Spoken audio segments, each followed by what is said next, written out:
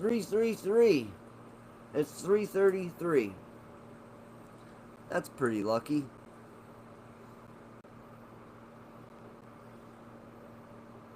Now it's 334. Okay, here we go. Do.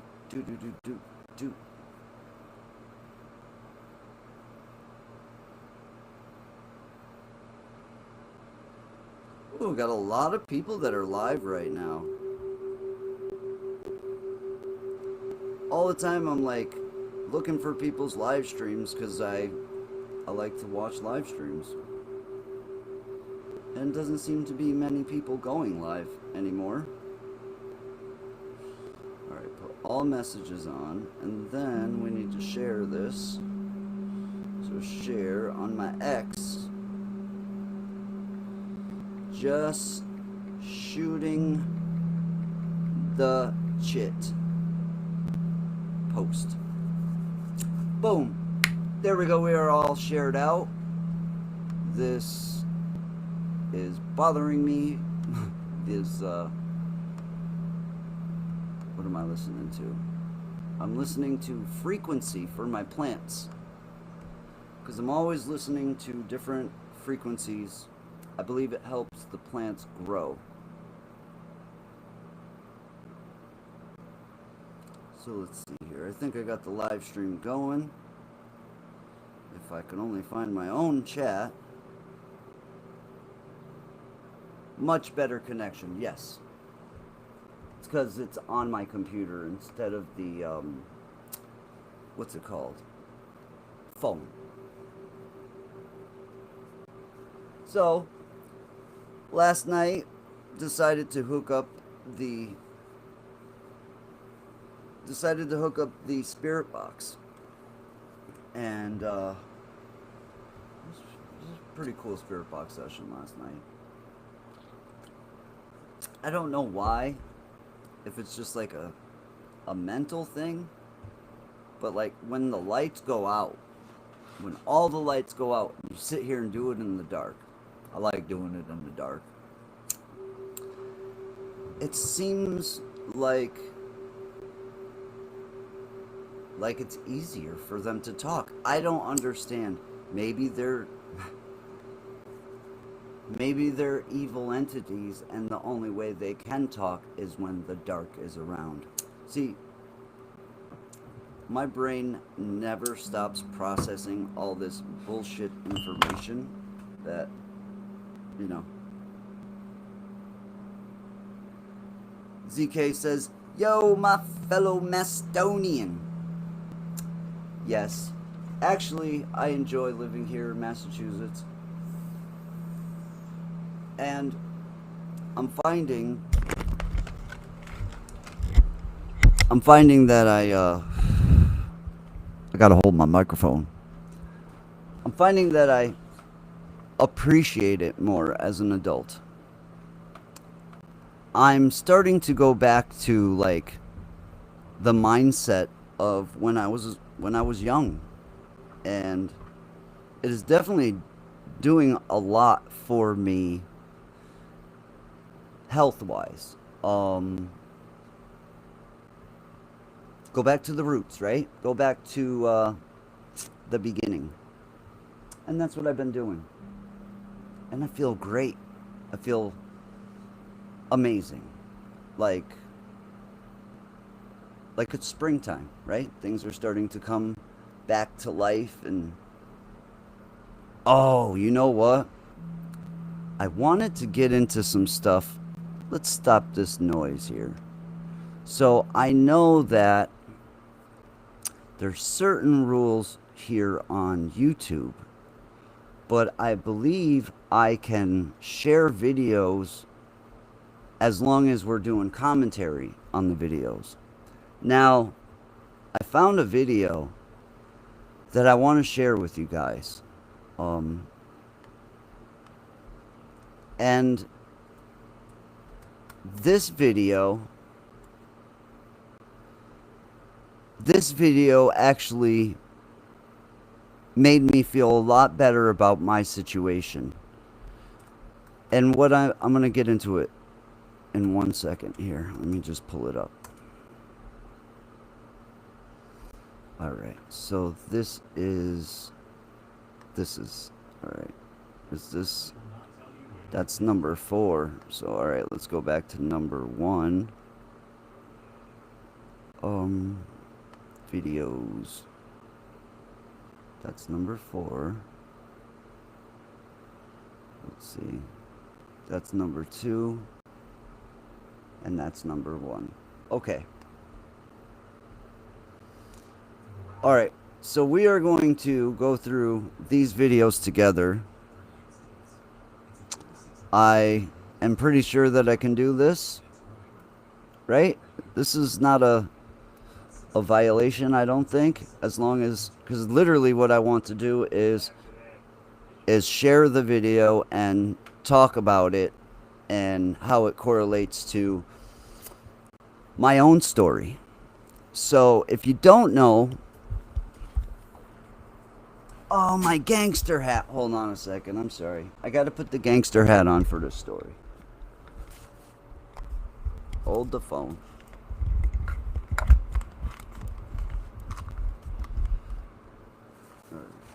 I got to get into my costume. All right, hopefully you can hear me. So, if you don't know,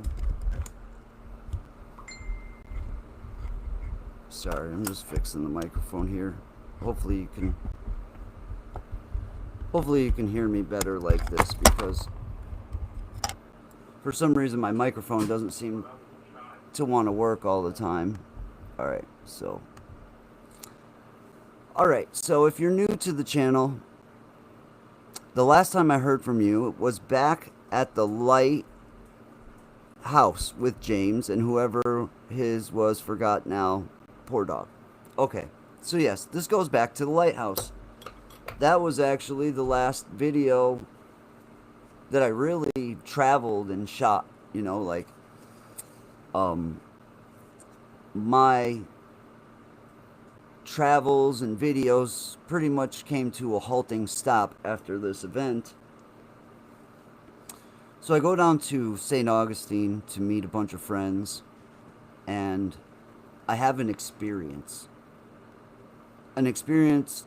unlike any that I've ever had in my entire life, before that moment and after. So nothing has ever happened since that even comes close to what happened to me in 2019. So without going way deep into what happened to me that night, I'm just going to go through some basic things that happened that night. So one of those basic things that happened is I was there with another human being, I believe, and it was a female. And what I had witnessed is I watched this female change. Her skin changed. Her eyes changed. Her eyes went from regular eyes to, they had a glow. They were glowing, and they were like slits. There's not many animals that have eyes like this. I guess cats and certain types of reptiles. But they were slits for eyes. So what I'm getting at is I watched a human being transform into something that was humanoid, but definitely not human. So this really destroyed my reality at that time. I am a very analytical person. I always try to look at things in a scientific way. That's why when I started to get into the paranormal, it was so exciting. It was new, and I was hearing and seeing things that I didn't think were possible. And the trip to St. Augustine, I would say, is probably the most eye-opening of my entire life. So, I don't want to keep getting into the facts of what happened to me. All I want to do is go through a basic understanding of what I saw. I saw a woman that was human, I thought was human, transform into a snake-like being. I also seen her transform back and forth. And what I mean is, she transformed into the snake being, then went back to human, and then went back to the snake again. So I watched her transform multiple times. Now, the video that I'm going to share with you right now is supposed to be a first-hand account of somebody who met a being like this. And the being explains exactly why it chose that person to show its true form to. And the reason was they will never believe that person. And I've come to the realization that I don't believe it was a skinwalker. I've come to the realization that the reason I was shown this true form was because nobody will ever believe me. I make videos about ghosts. I've faked things in those videos. It's a ghost video. You gotta have a knock or a bang here or there. But on the most part, everything is what you get. I mean, spirit boxes, you're not gonna fake a spirit box. I don't trust app spirit box because it's an app. I would say 95% of what you've seen in my videos was legit. Couple fuckeries here and there. But that's just an honest overlook of my channel. So what that does is that throws doubt in there. Because I've done these videos with people that are known for faking and they're more entertainers than paranormal. See, there's two different sides to paranormal. You have your entertainment YouTube television part, and then you have your die-hard paranormal fucking, they are dead set on everything being legit, you know? So, I believe that this entity chose me because my word will never be taken as that. It'll never be taken seriously. So after listening to this, it really made me feel better. Why? Because I've doubted my sanity. I mean, I had a very successful YouTube channel, guys. I didn't make millions of dollars, but I was making about what you make on a normal job, 9 to 5, by doing what I enjoyed, which was making videos. I provided myself the ability to travel all around the country. It was fun. It was fun until it wasn't anymore. And after what happened in St. Augustine, I started to see like such dark things happening, not just to myself, but other people, like other people that I hung out with. If you go back and you look at that time, it's like everybody was at each other's throats. Everything was turning bad. People's health was going towards the bad side. Like, every one of us that were involved in this group of people started to have such negative effects in their lives. Nobody correlated the two. Not one person that watches these channels correlated the fact that this guy now has cancer, this guy now is, you know, this, or these people don't talk to each other, these people have tried to take each other to court. It's all kinds of fucking bullshit. Why? Negative energy. Negative energy. Putting yourself into a negative place, you're going to get that stuff. And that's all we did. We went into these places that are stained with murders and rapes, and we didn't think that any of that energy was going to come on to us. I believe it surely did. I believe that all of us have paid our prices. Every single last one of us. I get a lot of people that are always asking these very pointed questions. Do you hang out with this person? What do you think about that person? Well, why is it that people are so interested in fights and negativity? They're not interested in the fact that I still love every single person involved. In fact, some people don't like me because I am so forgiving. Some people don't want to have those people in their life. So how could you possibly forgive that person? I'll tell you how. Shit happens. Life happens. Things happen. We make mistakes. I've made mistakes. So, it's just part of life. But there's no reason to dwell in negativity. And it seems like so many people do. And it's harmful and it doesn't help nobody. Everybody involved has family. Nobody involved wants bad for their family. So that's what everybody's trying to avoid, is bad for their family in the end. Scott says, I stay away from fights, but I have flaws. We all do. We all have flaws, And if you can't forgive somebody,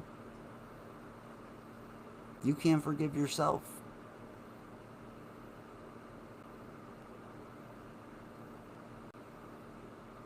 Why they wanted to be number one. I remember that paranormal war. It was sad. Thanks for being live. No problem, Jamie. And you know what? It'll continue to happen. It wasn't a paranormal war. It is, and always will be, a very volatile environment. You've got people that are just coming into doing this. The new people starting off. They're trying to get their foot in the door. And then you got the people that have been doing this forever, and they're sick and tired of being stepped on. And it's just a big, giant circle. But I'll tell you what, it's a circle of people. That's why I watched Omar's videos. That's what made me enjoy his videos. The love that he showed towards people. That's what I enjoy from his channel. James the Fam. Why do I enjoy his channel? The love that he shows towards people, whether he knows them or not. James has one of the biggest fucking hearts out of any human being I know. And the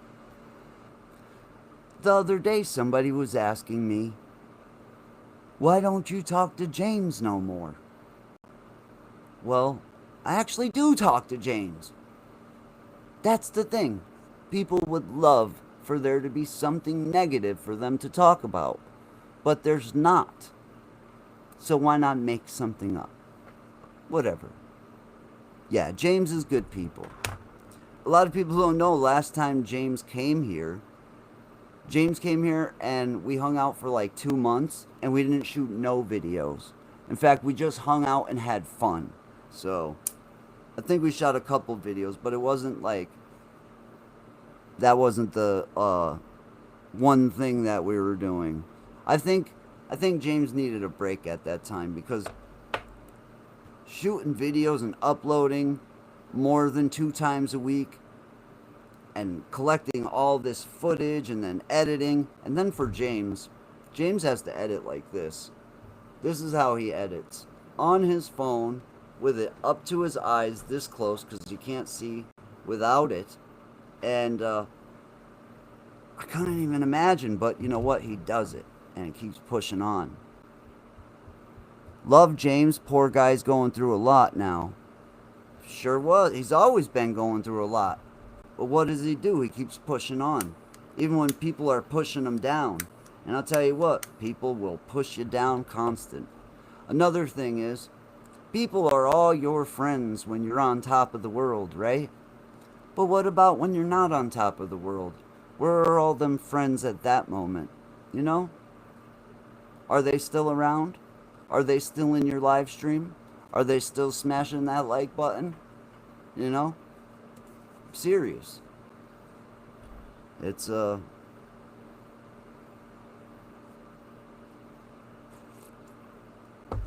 it is what it is. I don't know why it says Spirit Box session. Does that say it on your screen? Yeah. I'm not doing a Spirit Box session. It's just down in the corner there. I'm not sure why. So back to what I was talking about. So now I think the reason I seen what I seen is because nobody will ever believe me. Now there's 2 sides to the coin. Either what I seen was real, or it was imagined or hallucinated. I highly doubt it was hallucinated. In fact, it's taken a long time to battle myself on, was I drugged? Did some form of natural DMT flood my brain and maybe I have to help myself. There you go, baby. Did some natural form of DMT flood my brain? Did I hallucinate what happened? And then I have to look at what happened, and there were 2 people that witnessed it. So if I hallucinated it, they hallucinated it. So that's not the case. But anyways, I'm going to start this video. We're going to maybe skip through some of it, but I just like to pay attention to the fact of how this being speaks and how it speaks on how it's allowed to show itself and why. Share screen. This one here. Share. Alright, so let's press play. I think I have to hook up a set of headphones for this. Yeah, definitely.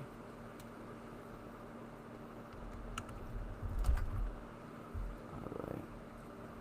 So now I'm going to have to do something here. I believe it will be here. Alright, so now there we go.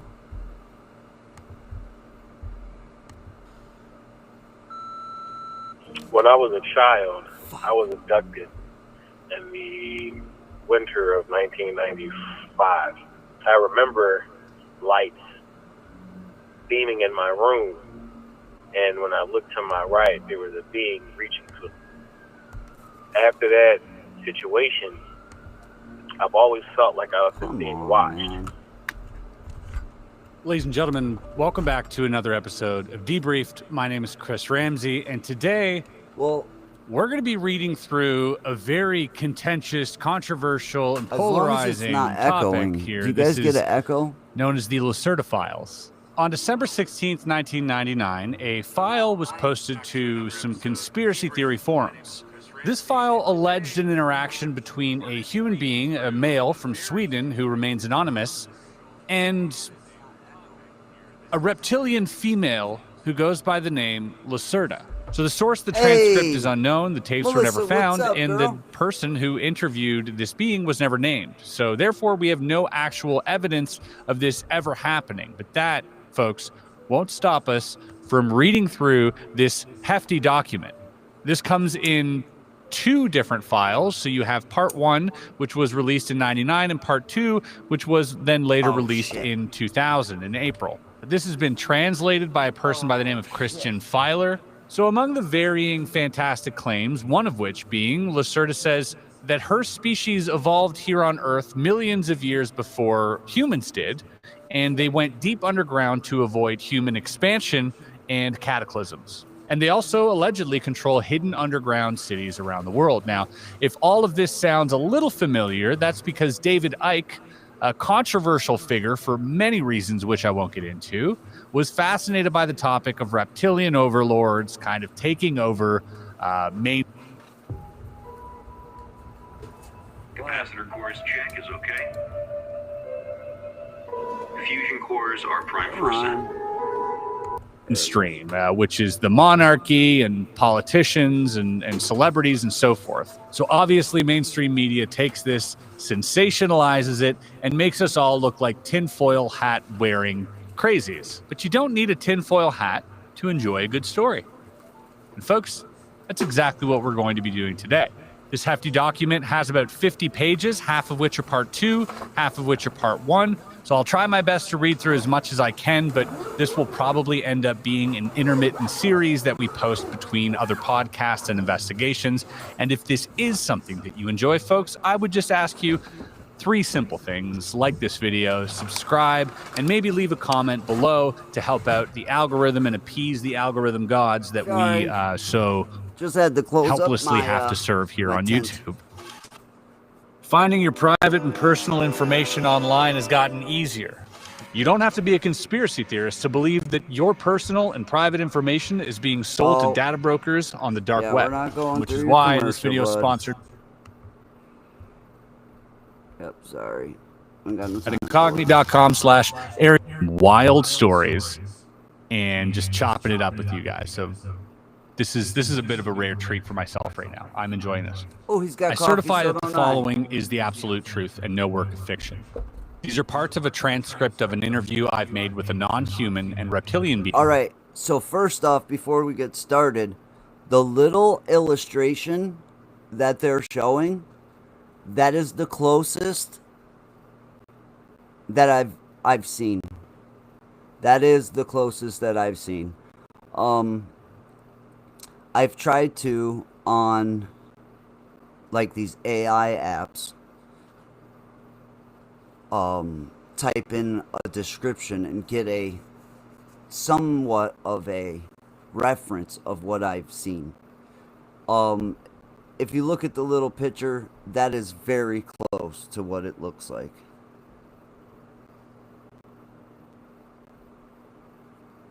Well, I wouldn't have to deal with ads if I paid for anything. I don't pay for anything. And I'm also not monetized. So, like, that's not what this is all about. I'm just sharing information.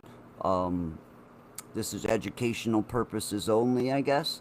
And I'm just hanging out with my fams, man. I love you guys. Being in December of 1999. This female being was already in contact with a friend of mine, whose name is given only with the abbreviation EF in the text, since some months. Let me declare that I was all my life a skeptic about UFOs, aliens, and otherworldly things, and I thought that EF tells me just dreams or fictitious stories when he talked with me about his first contact with non-human being, Lacerda. I was still skeptic when I met this being on December 16th last year in 1999. In that small, warm room in the remote house of my friend near to a town in the south of Sweden, despite the fact that I saw now with my own eyes that she was not human. She has told and shown me so many unbelievable things during that meeting that I can't deny the reality and the truth of her words any longer. This is not another of that wrong UFO papers which claim to tell the truth but tell in fact just fiction. I'm convinced that this transcript contains the only truth, and therefore you should read it. All right. So I do believe that we are on the cusp of contact. I believe contact has already been made with people such as myself. But other people are getting contact through channeling. There's a gentleman named Bashar.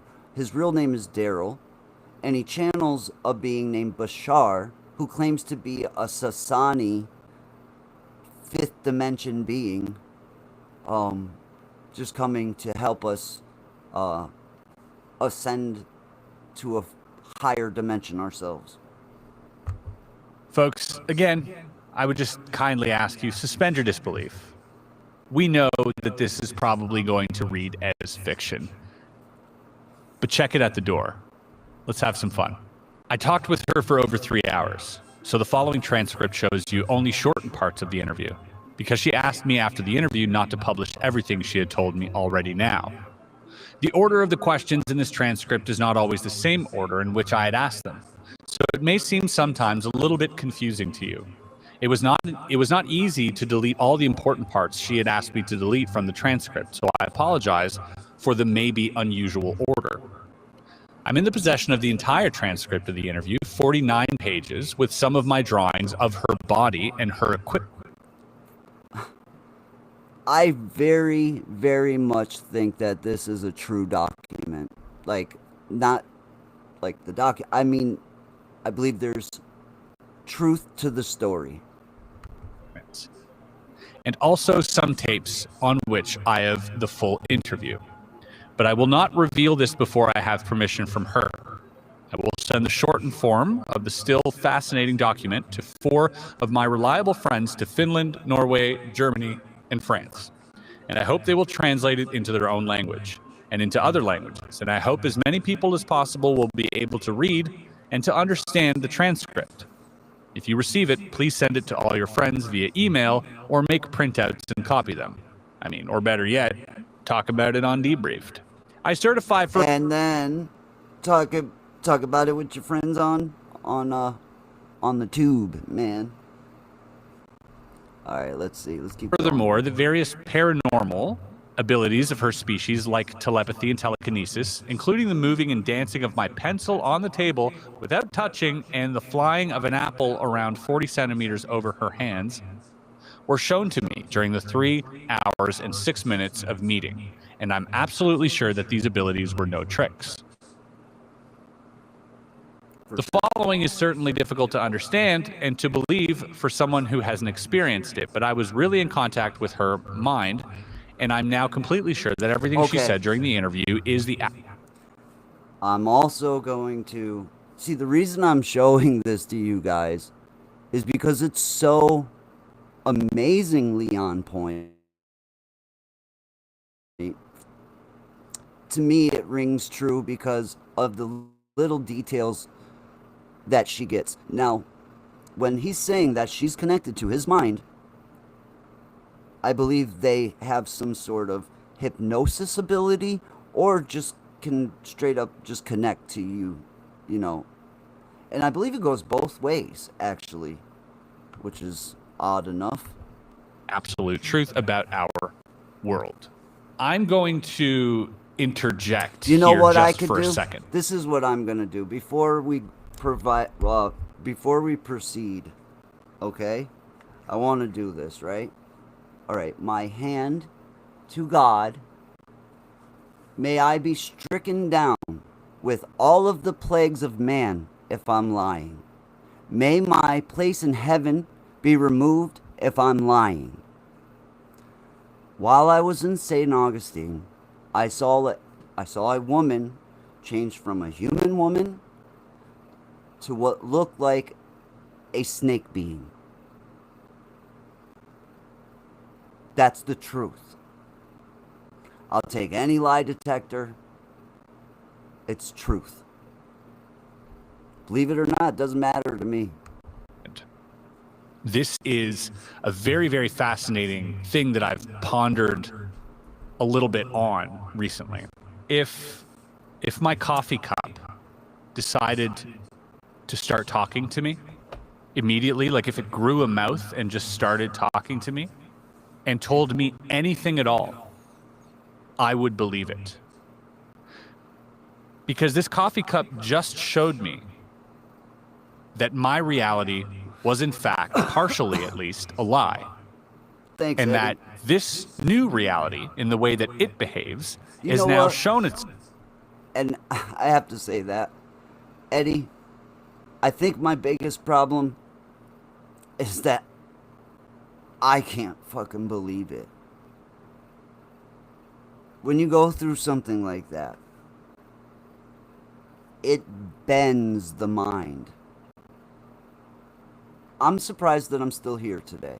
I'm surprised that I didn't commit suicide in the last year and a half.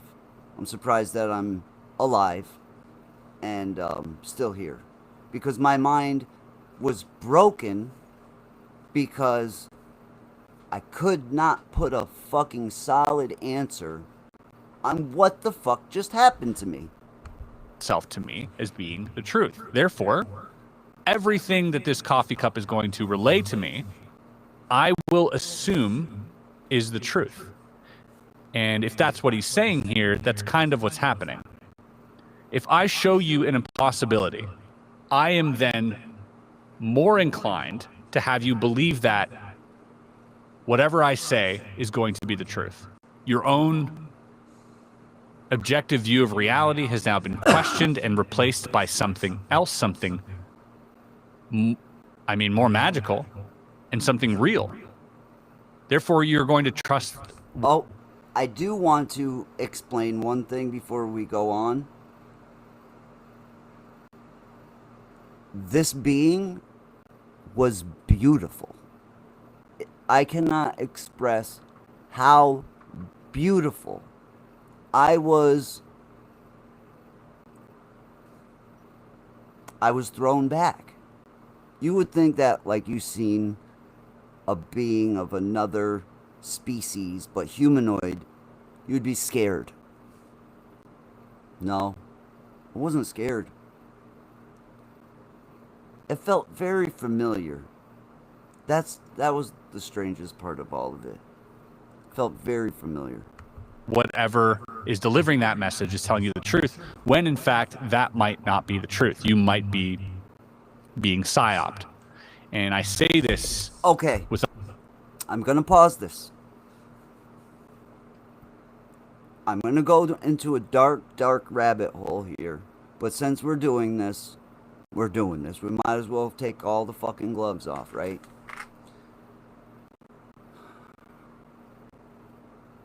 A psyop. What happened to me in St. Augustine resembles a psyop. That has been one of my biggest theories. Because all I've been able to do is come up with theories on what happened. Were you drugged? Were you overtired?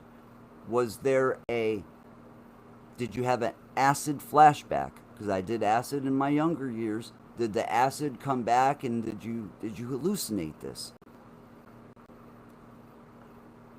I had to work it out. And a psyop definitely makes sense.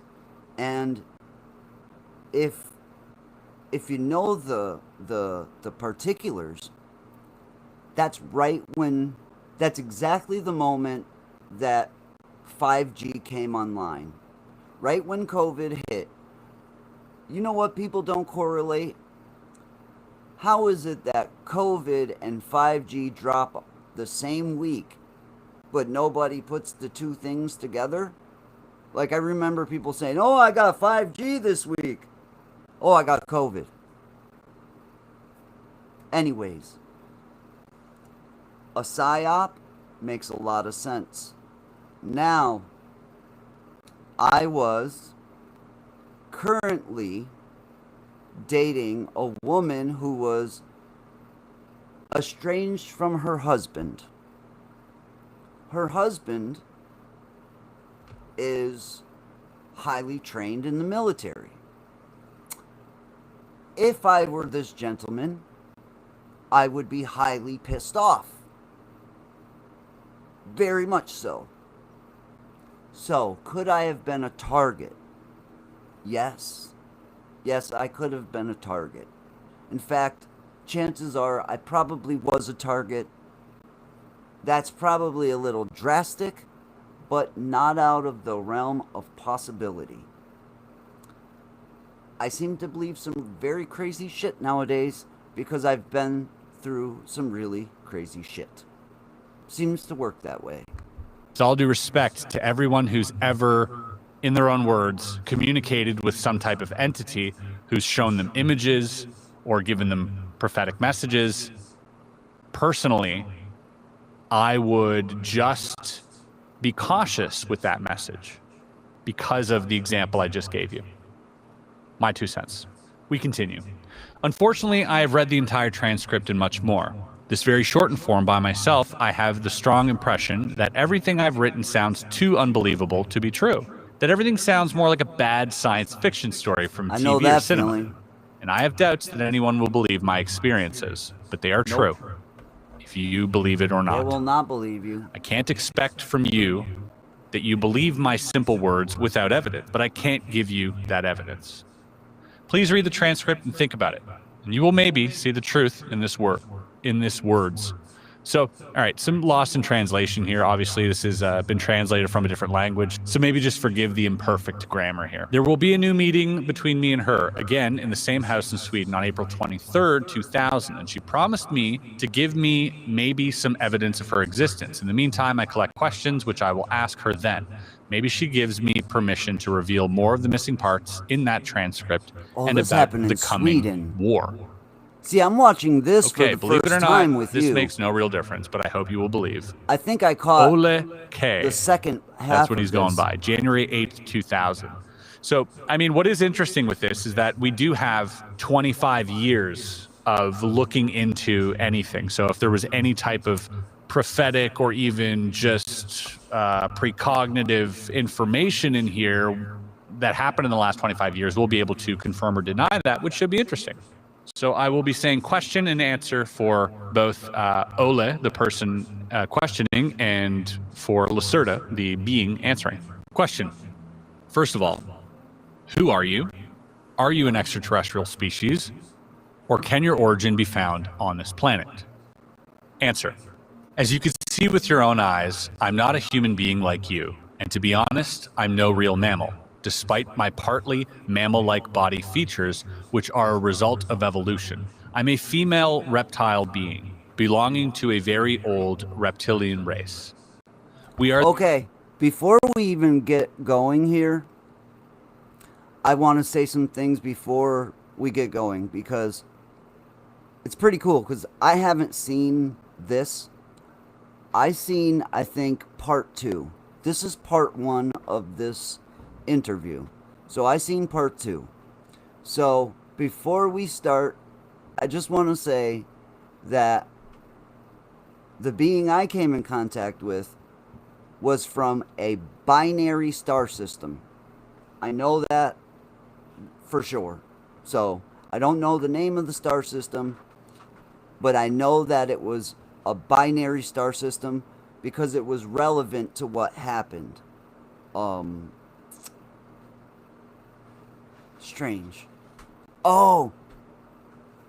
Yeah, let's just keep are the native this. Terrans, and we live on that planet since millions of years. We are mentioned in your religious writings, like your Christian Bible, and many of the ancient human tribes were aware of our presence and worshipped us as gods. For example, the Egyptians and the Inca, and many other old tribes.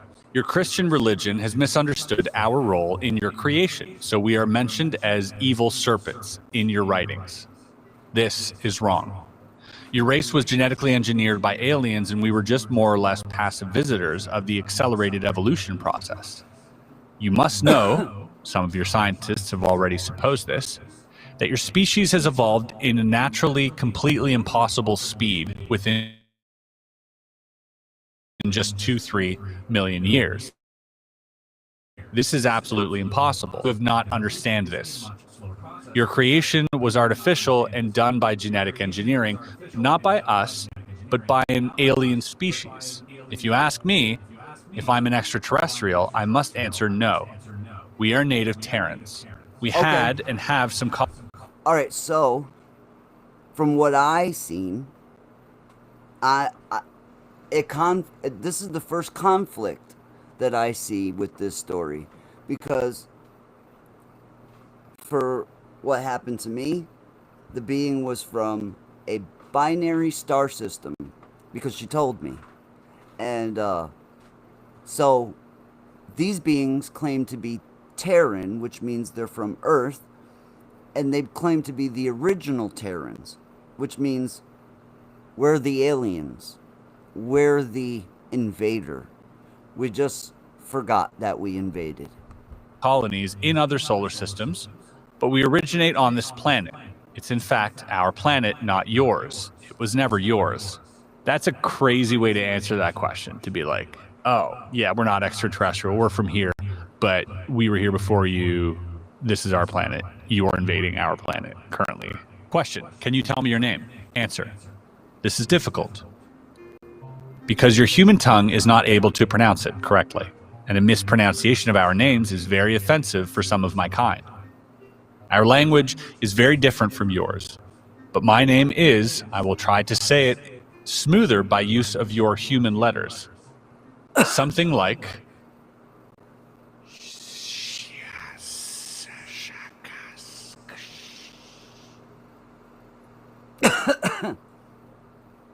I did my best to mouth that in parcel tongue. Big Harry Potter fan here. Okay, so was this, by the way, could this have been the origin of parcel tongue that they used in Harry Potter? With a very, very strong pronunciation of the sh and k. Okay, so more like sh, sh, sk, sh, k, sk.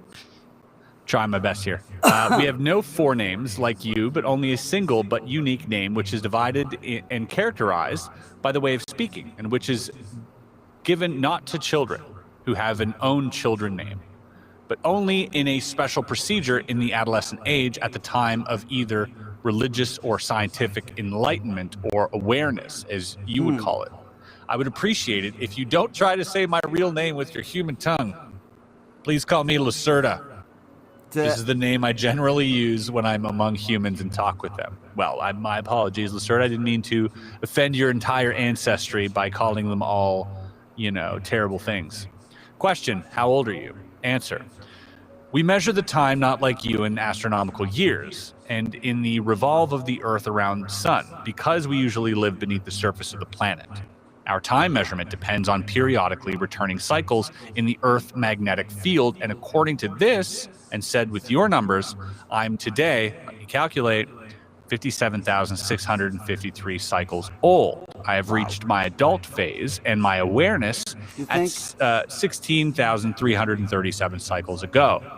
This is a very important date for us. According to your human time scale, I'm around 28 years old. Question, what is your task? Of the army of the Do you North. have a job like us? Answer. Father to a To say it murdered with your son, words, I'm a curious student of the husband social to a behavior murdered of your wife. species. I That's will why I'm have here to my talk to vengeance you. in this life or That's the why next. I have revealed my nature to EF and now to you. And that's why I give you all that secret information, and why I will try to answer all the questions on your many sheets of paper, honestly. I will see how you react, how others of your kind react. There are so many crazies and liars of your kind on this planet who claim to know the truth about us, about UFOs, about aliens, and so on. And some of you believe their lies. There we go, right there. And that is the reason nobody will ever believe anybody. So now, with the rollout of AI, video evidence cannot be taken serious. So what can I do to prove something to somebody nowadays? Do I have to bring the ghost or alien to their front door, because that's about what it would take in today's climate. Interesting. I wonder if this being is referring to David Icke's work, which was, I think, really popularized in around 2016. So a few years before this happened, which, again, could also point me in the direction of this being a hoax now that somebody's done the heavy lifting on sort of the origin of these reptilians. You know, maybe someone took that and ran with it. I wonder how far back the reptilian idea goes to, though. I'm not exactly sure of the original, first time. Now, I was hearing about reptilians in the early 90s, way before the show Ancient Aliens came out. So the theory has got to be at least older than the 90s. But if you go into world history, there's tales of snakes all over the planet. In fact, I believe the Vatican is run by them. And we had mentioned these specific reptilian beings. I'm interested to see how your species will react if you make the truth, which I will tell you now, public. I'm sure quite every one of you will refuse to believe my words, because you need to understand if you want to survive the coming years. It sounds like a little bit of a threat. Question. I've read your full statement, which you have given to EF about this. But can you give me now just a short answer? Been in a car accident? Here's exactly how to get every dollar you're owed. If you've been in a car accident... Are UFOs real flying objects piloted by extraterrestrials, or do they belong to your species? Answer. Some observed UFOs, as you call them, belong to us, but most not. Most of the mysterious flying objects in the sky are not technological devices, but mainly misinterpretations of natural phenomena your scientists have not understand, like spontaneous plasma flares in the high atmosphere. Well, that's really interesting, because recently there's been a lot of talk of these plasmoids being the sort of reason for seeing these orbs. But it's interesting that we're saying it's a natural phenomenon. Okay.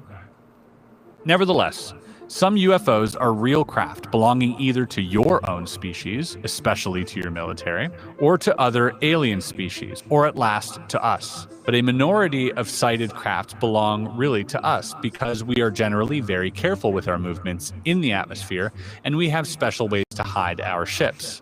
If you read a report about a sighting of a metallish... Again, the grammar is off here, so forgive me for reading it this way. Yeah, I was too little to remember that far cigar-shaped cylindrical object with a length of, there are different types, let me say between 20 and 260 of your meters. And if this object had made a very deep humming sound, and if there were 5 bright red lights on the metallic surface of the cigar, one at the top, one in the middle, 2 on the ends, then it's likely that someone of you have seen one of our ships, and this means that it was either partly defect or that someone of us was not careful enough. We have also a very small fleet of disc-shaped craft, but such UFOs belong usually to an alien species. Triangular UFOs belong generally to your own military, but they use foreign technology to build them. If you really want to try to see one of our craft, you should have a look in the skies over the Arctic, the Antarctic, and over inner Asia, especially over the mountains there. Well, that's interesting.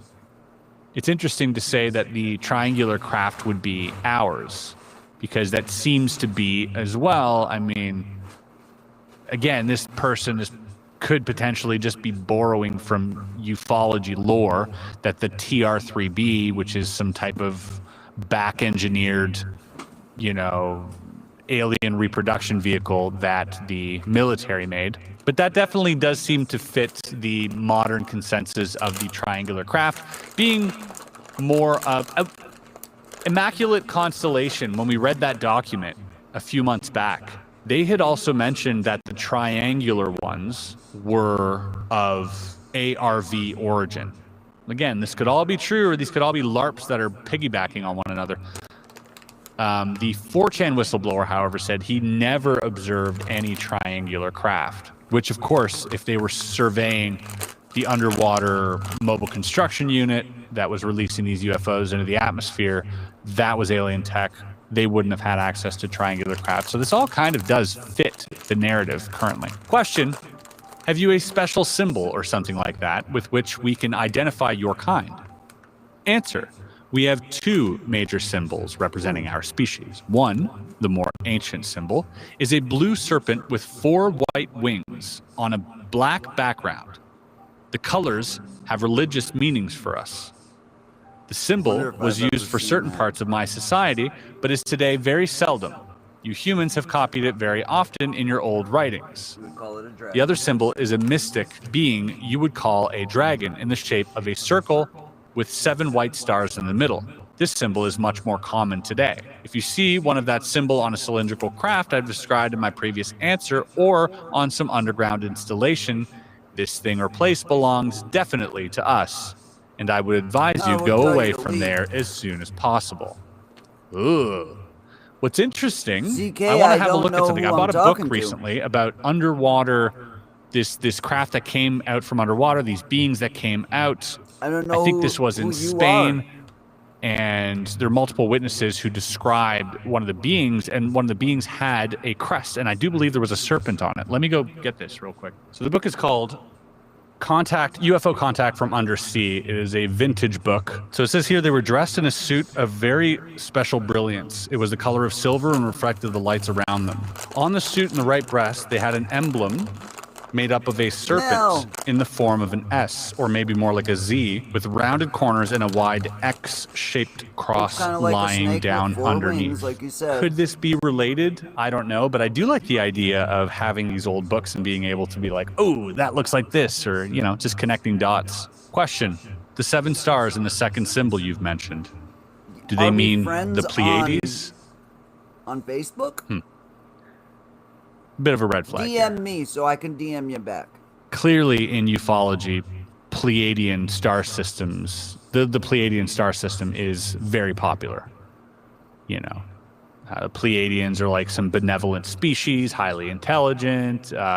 These 7 stars are also pretty much show up in a lot of different ancient civilizations as being the origin of their gods. And so unless this person is familiar with all that, like, it would be a weird question for a normie to just be like, oh, you mean the Pleiadian star cluster? Like, I don't, so for me, that's like a little bit of a thing, but we carry on. Answer: Pleiades? No. Actually, the 7 stars are planets and moons, and they are a symbol of our former 7 colonies in the solar system. The stars are shown in front of a blue background, and the dragon circle means the shape of the Earth. The 7 white stars mean Moon, Mars, Venus, and the 4 moons of Jupiter and Saturn.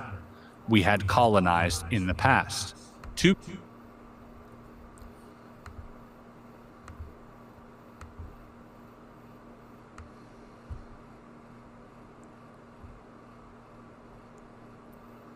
Huh.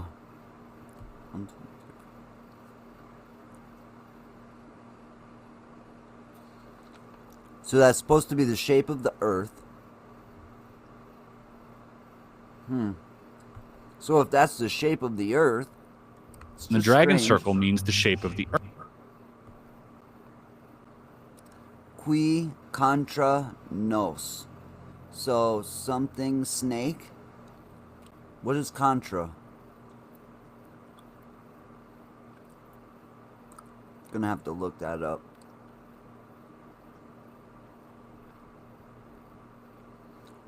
What are the flags above it? Earth. The 7 white. Hold on. Hold the fucking phone. That is not what I think it is. That is not what I fucking think it is it?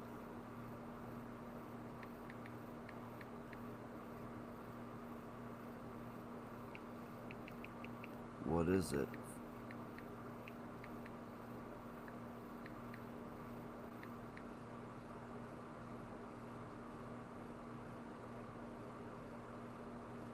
You know what?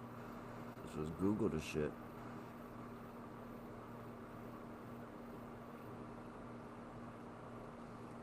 That looks like the Italian colors there on the right side.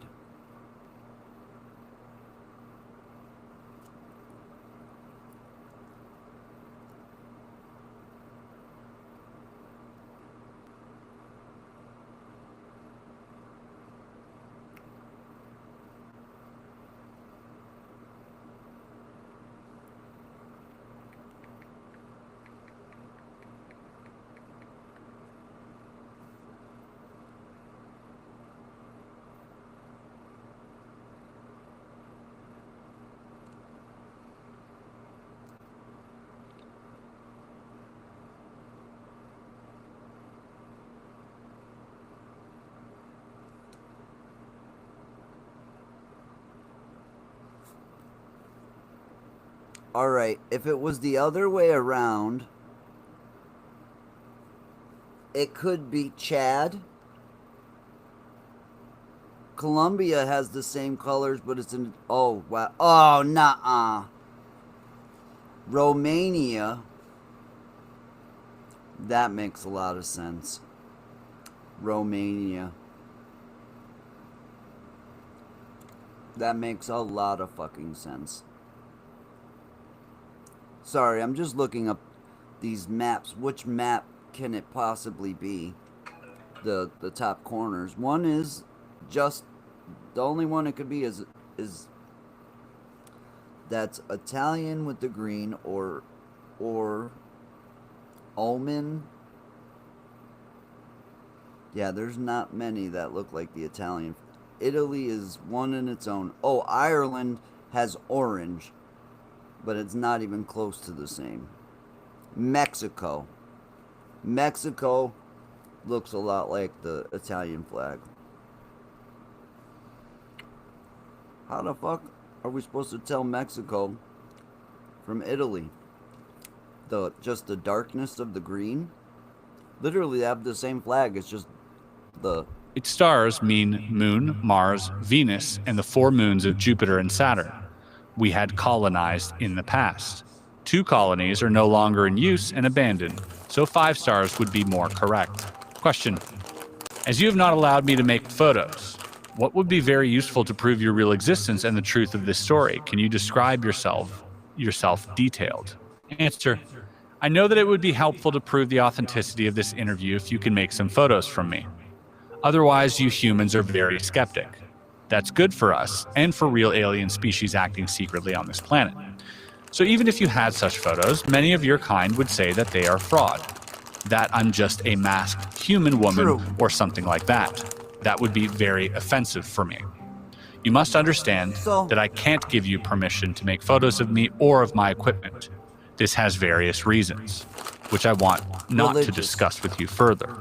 But one of the reasons is the keeping up of the secrecy of our existence. Another reason is more religious. Nevertheless, you have permission to make drawings of my look and of my equipment. I can show you later. I can also try to describe myself, but I doubt that others of your kind will be able to imagine my real look just from simple words, because the automatic denial of the existence of reptilian species, and generally of intelligent species other than your own, is part of the programming of your mind. Well, I will try. Okay, bit of a contradiction here, being like, I'm going to grant you access to interview me so that we can see how your kind reacts to our existence, but also be like, no photos, please. But you can draw me, paint me like one of your French women. Yeah, a bit strange. That's a little strange to allow for one but not the other, and it also really convenient, I must say. Here we go. This is the description. Imagine the body of a normal human woman, and you have at first a good imagination of my body. Like you, I have a head, 2 arms, 2 hands, 2 legs, and 2 feet, and the proportions of my body are like yours. As I'm female, I also have 2 breasts. Despite our reptile origin, we have started to give milk to our babies during the evolution process. Like I said, the being that I seen was very attractive. Very pretty. Even in human standards. Like, I don't know, maybe I'm attracted to snakes. I don't know. But I thought she was pretty. This happened about 30 million years ago. Because this is the best thing to keep the young alive. Evolution had done this for your species already in the dinosaur age, and a little bit later, also for ours. That means not that we are now real mammals, but the breasts of us are not as large as those of human women, and the size of them is generally equal for every female of my kind. The external reproduction organs are for both sexes smaller than those of humans, but they are visible and they have the same function as yours, another gift of evolution to our species. I mean, you know, they might be a little smarter and a little older, but it seems like humans got they got something going for them. We got a bigger wiener. Get your head out of the gutter. My skin is mainly of a green-beige color, more pale green, and we have some patterns of brown irregular dots, each dot the size of 1 or 2 centimeters, on our skin and in our face. The patterns are different for both sexes, but females have more, especially in the lower body and in the face. You can see them in my case as 2 lines over the eyebrows crossing my forehead, at my cheek and at my chin. My eyes are a little bit larger than human eyes. For this reason, we can see better in the darkness. I've done a lot of research on eyes because of this. Not all reptiles have eyes like this, and not all cats have eyes like that. In fact, only house cats have slits for eyes. Lions and wild cats mostly have just eyes just like a human. I pause it here because that is what I seen pretty much. There was a glow that came from the outer part of the eye. I'm not sure what that was a result of. Yes. And usually dominated from the large black pupils, which are surrounded from a small bright green iris. Males have a dark green. Bright green iris. Yo, listen. All right. That just hit the nail on the head. Like I said, the outside part is green, and it's green, and it's like it glows green. So there's like the white part of our eye, their eye is green. And then the slit is just like that. It's just a slit. Like a black slit in the middle of like a green glowing type eye. It's very pretty. Again, maybe I was under some sort of hypnosis. I don't know. But even looking back on it, I still do have like an attraction to it, which you can call me a weirdo if you want. I don't know. Iris. The pupil is slit and can change its size from a small black line to a wide open egg-shaped oval. Because our retina is very light sensitive and the pupil must compare this, we have external round ears, but they are smaller and not so curved as yours. But we can hear better because our ears are more sensitive for sonic. We can hear a wider range of sonic. There's a muscle, or lid, which can completely close them. For example, underwater. Our nose is more pointed, and there is a V-shaped curving between the nostrils, which enabled the ancestors to see temperature. We have lost most of this ability, but we can still feel temperature much better with this organ. Our lips are shaped like yours. Those of females a little bit larger than those of males, but of a pale brown color, and our teeth are very white and strong, and a little bit longer and sharper than your soft mammal teeth. We have no different hair color like yours, but there is a tradition to color the hairs in different ages, and the original color is like mine, a greenish brown. Our hairs are thicker and stronger than yours, and they grow very slow. In addition, the head is the only part of our body where we have hairs. All right. I'm having a hard time picturing a reptile with hair, but I suppose that isn't the most insane thing I've heard. And you know what? It did have hair. And all I could say is imagine a mixture of a human and a reptile.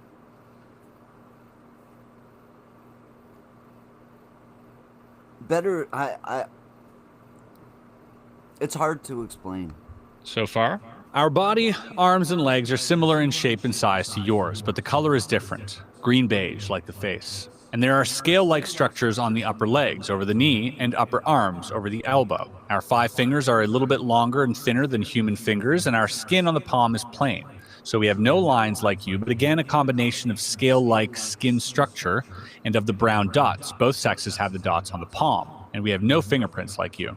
If you touch my skin, you will feel that it is smoother than your hairy skin. Probably. There are small, sharp horns on the upside of both middle fingers. The fingernails are gray and generally longer than yours. You see that my nails are not so long and round at the top. This is because I'm female. Males have sharp pointed nails with a length of sometimes 5 or 6 of your centimeters. The following feature is very different from your body and part of our reptilian origin. If you touch the backside of my upper body, you will feel a hard, bony line through my clothing. This is not my spine, but a very difficult-shaped external plate structure of skin and tissue following exactly our spine from the head to the hip. There's an extremely high number of nerves and large blood vessels in this structure and in the plates, which are around 2 or 3 centimeters long and very touch sensitive. This is the reason why we have always problems to sit in chairs with a back like this chair. The main task of these small plates, beside a role in our sexuality, Can I offer you is a simply chair? the regulation of our body temperature. thank you. And if we sit in natural or artificial sunlight,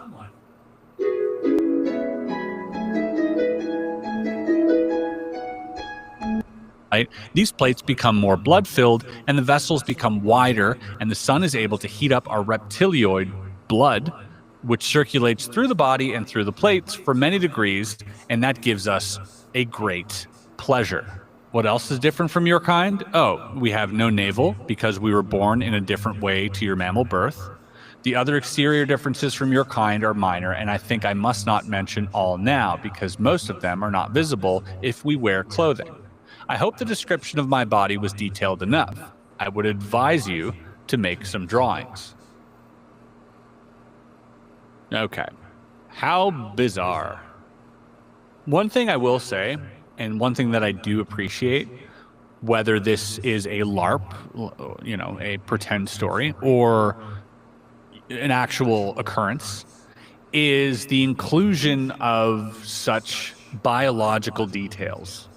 We've seen this I with think the it's a real story. EBO geneticist, You know what? where he went into crazy. The way that it described the eyes, and just it knowing that the eyes are green, was enough for me. Because I don't know this story. I've never heard this story before. But while hearing it and hearing somebody else describe what they seen, it was shocking, to say the least. Crazy amount of details with not only the body, but the organs and the genetics themselves, the reproductive organs or the lack thereof. I find it very fascinating if you're creating this type of lore that you would include details that otherwise, I mean, they're just completely made up, which is kind of cool. So I do appreciate that. Question: what kind of clothing do you generally wear? I suppose this is not the way you dress normally. Answer: no, I wear this human everyday clothing only when I'm among humans. To be honest, it's not very comfortable for me to wear such tight things, and it is always very unusual feeling. If we are in our home, this means our subterranean home, or in our large artificial sun areas. Okay, another thing. We've found these places, like just recently they found in China a mountain that was carved out, and they talked about it on Joe Rogan. And they talk about who would do this? Who would need to do this? Why would they do this? I think this might actually give you an answer. And if we are together with others near to our own name, we are usually naked. Is this shocking for you? When we are in the public and together with many others of our species, we wear very wide and soft clothing made of thin, light stuff. I have told you that many parts of our bodies are very touch sensitive, mostly the small black plates, so we can't Guys, feel don't forget to comfortable in share tight this clothing out. because it can hurt us.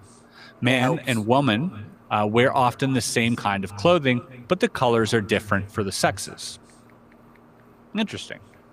I like that. I think that's cool. Flowy clothing, reptilians wearing flowy clothing. Question. You've said others near to your own name. Do you mean your family? Answer. No, not really. You would call it a family, but with this word you mean only those of your kind which belong genetically together, like father or mother and child. As I've said earlier, we have a very difficult and unique name. Part of the pronunciation of that name is absolute unique, and there is no other being with that same name. But part of this name, the middle part, is pronounced in a way that told the others to which family, I must use the word because you haven't the right one in your vocabulary, you belong. This means not that all in that group are genetically related to you, because these groups are usually very large and contain between 40 and 70 of us. This group includes generally your genetic relations, except one of them had decided to leave this group, and your connection with the father or mother is often the strongest. It would be too difficult for me to explain you now our very old social system, which is very complex, and we would need many hours only for the primary things. But we can meet another time, and I can give you detailed descriptions of all these things. Interesting. You're going to hear me say interesting a lot. And sometimes I mean interesting because it's actually interesting. Sometimes I mean interesting because I'm not buying it. But don't let that deter you from, the fiction. Question, have you a tail like normal reptiles? Answer, do you see one? No, we have no visible tail. If you look at our skeleton, there is only a small rounded bone at the end of our spine, behind the pelvis. This is a useless rudiment of the tail of our ancestors, but it is not visible from the outside. Our embryos have tails during the first months of development, but these tails disappear before we're born. A tail makes only sense for a primitive species, which tries to walk on two legs and must held the balance with the tail. But our skeleton has changed during evolution. Our spine is nearly in the same shape as yours. So we... I wonder if humans and these beings have ever procreated. And I wonder if there's ever been offspring from these beings. I wonder if it's possible, and I wonder if it's ever happened. We need no tail to stay on 2 feet. Well, reptiles have tails, and they're not walking around on 2 legs. So that doesn't really make sense, does it? Actually, somebody we had on the podcast a long time ago, Jesse, who had a sighting in northern Quebec, maybe I should ask him to read through this. He does study reptiles. Question, you said that you were born in a different way to us. Do you lay eggs? Answer, yes, but not like your birds or primitive reptiles. Actually, the embryo grows in a protein liquid inside the mother's... Okay, one reptile actually does this. It's one of the breeds of snake. I forget which snake it is. It's either a boa or a... It's either a boa constrictor or a... whatever. It's one of those. And one of them has actual live birth. And that's what got me thinking about this as well. Like, they have eggs inside, but they actually give live birth. Womb. But there is also an egg-shaped, but very thin chalk hull around it that fills the whole womb. The embryo inside this hull is completely autark from the mother's body. I don't know what that means. Autark? I think they made a mistake, because autarky is like an economic term, unless I'm mistaken. I don't know. It has every substance it needs to develop inside the chalk hull. There's also a cord like your navel cord, which is connected to a point behind the back plates. When the baby is going to be born, the whole egg is pressed through the vagina, covered in a slimy protein substance, and the baby came out of this soft egg after some minutes. These two horns on our middle fingers were instinctively used from babies to break through the chalk hull to take their first breath. Our young are not so large as your babies when they were born. They are between So they're 30 and smaller. 35 of your centimeters tall. The egg is around 40 centimeters tall. This is because our vagina is smaller than a human one, but we Small grow to a vagina. normal size of 1.60 or 1.80 meters. TMI on the TMI. reptilian sex organs. But good to know. Question, what about your body temperature? You've said that you enjoy to lay in the sun. What effect has this on your organism?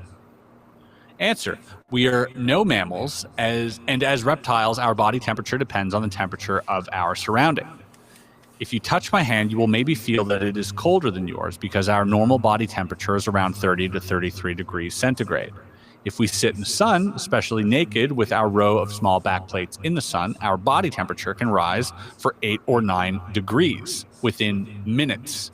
This rise causes a production of many enzymes and hormones in our body, our heart and brain, and every organ So becomes they more are active when we feel this big then when they're very, born, very they're about- good. You humans only enjoy...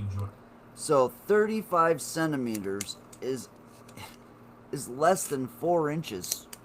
So their babies are born tiny, very tiny. It's about 30 to 33 degrees centigrade. That's kind of funny number. to be in the sun, but for us, it is the greatest pleasure you can imagine, maybe like your sexual excitement. All right? We also Oh. enjoy to swim in very warm water. Maybe like your sexual excitements. So this being doesn't even understand sexual excitements. It's describing something that it's never experienced. I don't take this for a faked document. Water or other liquids to rise our body temperature. If we are for some hours in the shadow, our temperature goes back to 30 to 33 degrees. This can cause no harm to us, but we feel much better in the sun. They become horny sun lizards. Okay, so that gets rid of the theory that they're trying to block out the sun. Why would they want to block out the sun if it makes them That made no When sense. exposed to sunlight. And they say artificial sunrooms in the underground, but it's not the same for us in the real sun. Okay. Question, what do you eat? Answer, generally various things like you. Flesh, fruit. Flesh? Who says flesh? Right away, if a reptilian told me I eat flesh, I might have to like actively defend myself. Who says flesh? Just say meat. Generally various things like you. Flesh, fruit, vegetables, special kinds of fungus from subterranean farms, and other things. We can also eat and digest some substances which are poisonous for you. The main difference between you and us is that we must eat flesh because our body needs the proteins. We can't live completely vegetarian like your kind because our digestion would stop working and we would die after some weeks or maybe months without flesh. Many of us eat raw flesh or other things which would be disgusting for you. Personally, I prefer cooked flesh and surface fruits like apples or oranges. Question, can you tell me something about the natural history and evolution of your species? How old is your species? Have you evolved from primitive reptiles as mankind has evolved from apes? Nice segue, by the way. I would also have segued past that. After she said flesh 9 times, I'd be like, are you hungry right now? Can I get you a little flesh? sandwich or something? This is more of like a longer answer as well. This is a very long and complex story, and it sounds certainly unbelievable to you, but it's the truth. I will try to explain it in short. Around 65 million years ago, many of our unadvanced ancestors from the dinosaur race died in a global cataclysm. The reason for this destruction was not a natural disaster, an asteroid impact as your scientists believe falsely, but a war between two alien groups that took mainly place in the orbit and high atmosphere of your planet. According to our limited knowledge about the early days, this global war was the first alien war on planet Earth, but it was definitely not the last. And a future war is coming soon, while a Cold War, as you called it, between alien groups is ongoing since the last 73 years on your planet. The opponents in this 65 million year old war were two advanced alien species, whose both names are again not pronounceable for your tongues. I'm able to say them, but it would hurt your ear if I tell you the names in their original way. One race was humanoid, like your species, but much older, and was from this universe, from a solar system in the star constellation you call Procyon, today in your maps. The other species about which we know not so much was a reptilian species, but they have nothing to do with our own species because they have evolved from local saurians without exterior influence, except the successful manipulation of our own genes by us. Okay, so two races, one humanoid, one reptilian, but they evolved in a more unaided way from their saurian ancestors, or dinosaurs. And she says more about that later. The advanced reptilian species came not from this universe, but from well, how should I explain it to you? Your scientists have not really understood the true nature of the universe because your illogical mind is not able to see the easiest things and relies on wrong mathematics and numbers. This is part of the genetic programming of your kind, to which I will come later. Let me say that you are nearly as far away from the understanding of the universe as you were 500 years ago. That makes sense to me.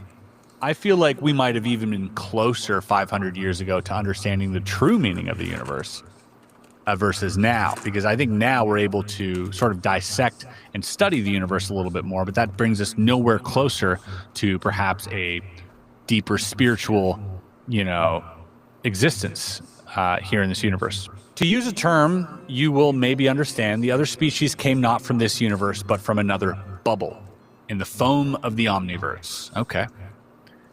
A bubble in the foam of the omniverse. Cool. I like the idea of the universe as being foam bubbles.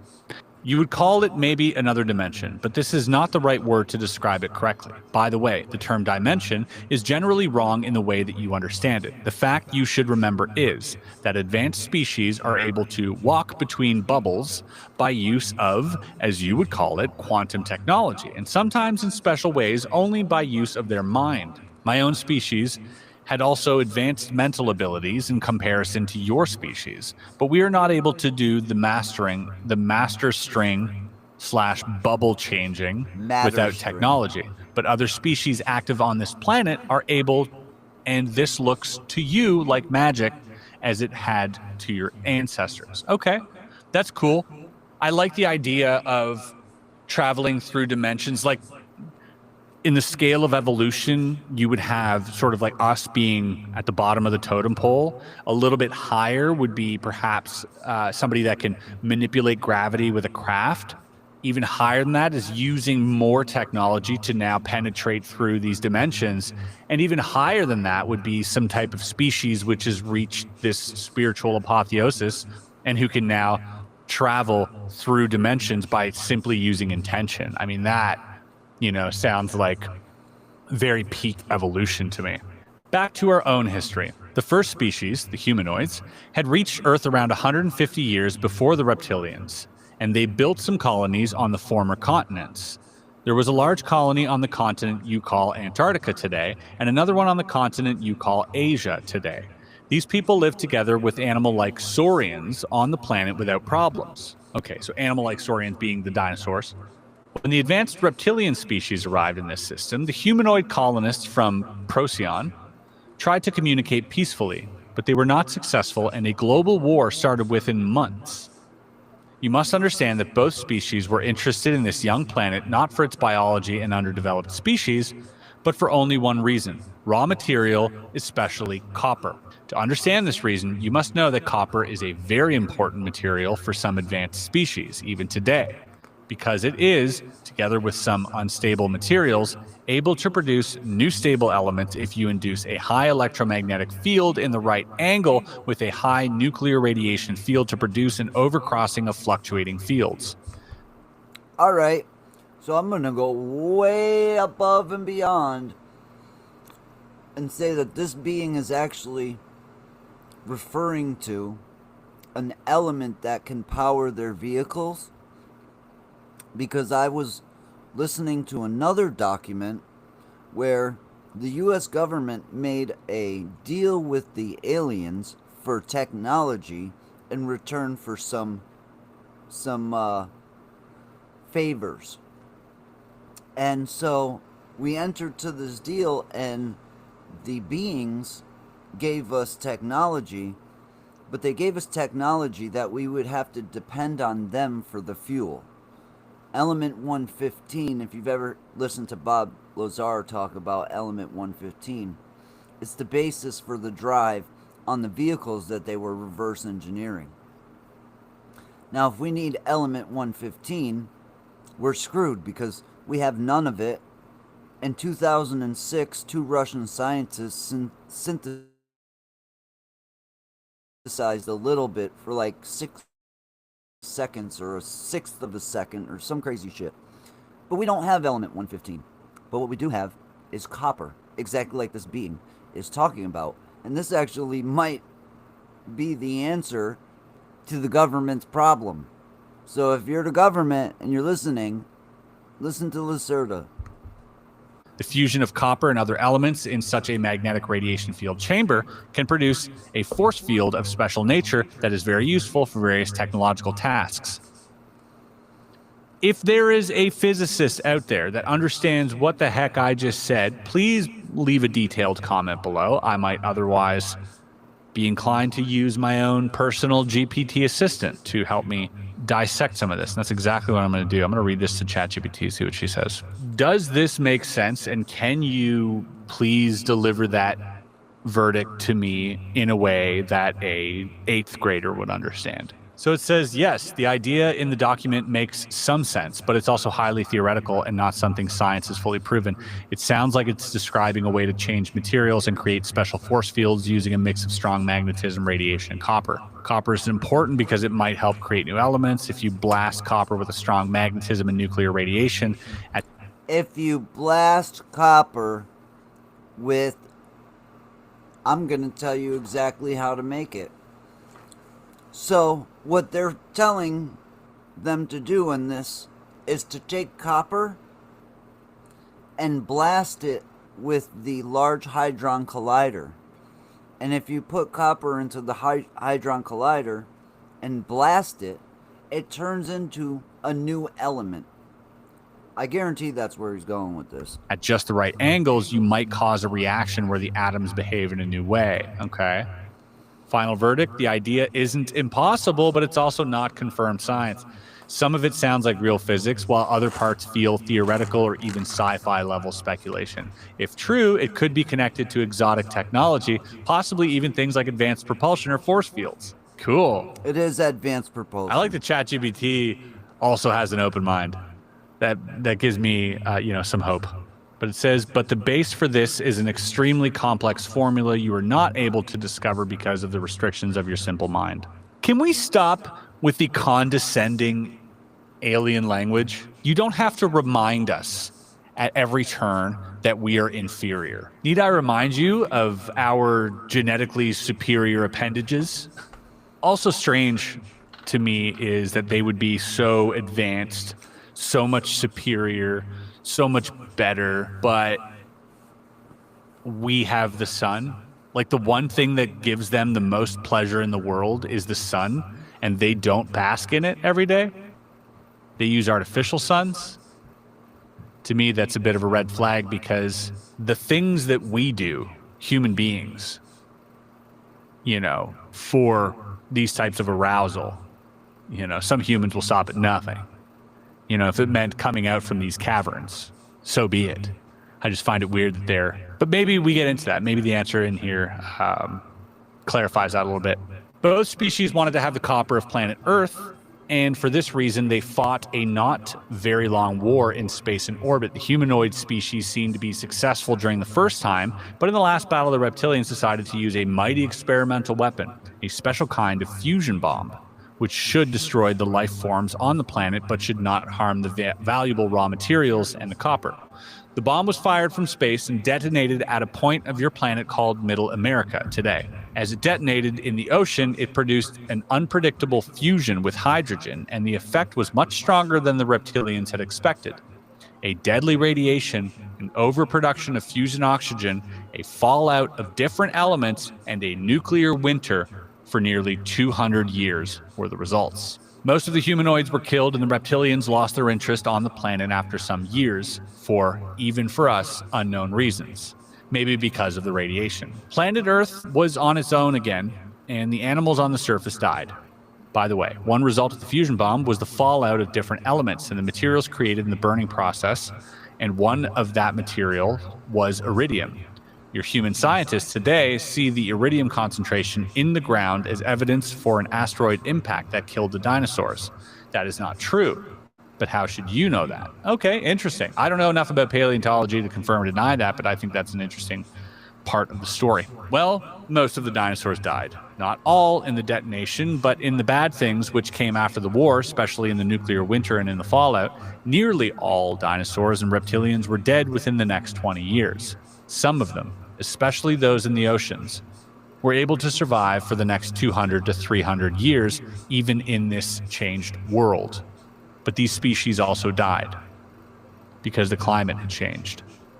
The nuclear winter ended after 200 years, but it was colder on Earth than ever before. Despite the cataclysm, some species were able to survive, like fish, like the sharks, or birds, or little creepy mammals. Your ancestors. As if she called us little creepy mammals. You know what? I'm going to say this too. On cell phone, if you're looking at the live stream, why would they put the little heart right in front of the freaking comment? So I can't even read the last comment. It's like fucking bullshit. Common sense. Samsung, fix this. Galaxy, fix this. This is bullshit. I can't read the damn comment because you got the heart button in front of my comment. Various reptiles like crocodiles, and there was a special kind of small but advanced dinosaur which had developed together with the last large animal reptilians, like the species you call Tyrannosaurus. This new reptile was walking on two legs and looked a little bit like your reconstruction of an iguanodon. It's originated in this family, but it was smaller, around 1.5 meters tall, with some humanoid features, a changed bone structure, a larger skull and brain, and a hand with a thumb that was able to grab things, a different organism, and digestion. Advanced eyes in the middle of the head, like your eyes, and most important, with a new and better brain structure. This was our direct ancestor. There are theories that the radiation of the bomb took part in the mutations of the organism of this new breed, but this is not proven. Nevertheless, this little humanoid-like dinosaur evolved during the following 30 million years, and I've said earlier, a species need generally more time to evolve than you think if the evolution is not artificially induced, like in your case. These beings were intelligent enough to not die in the next millions of years because they learned to change their behavior.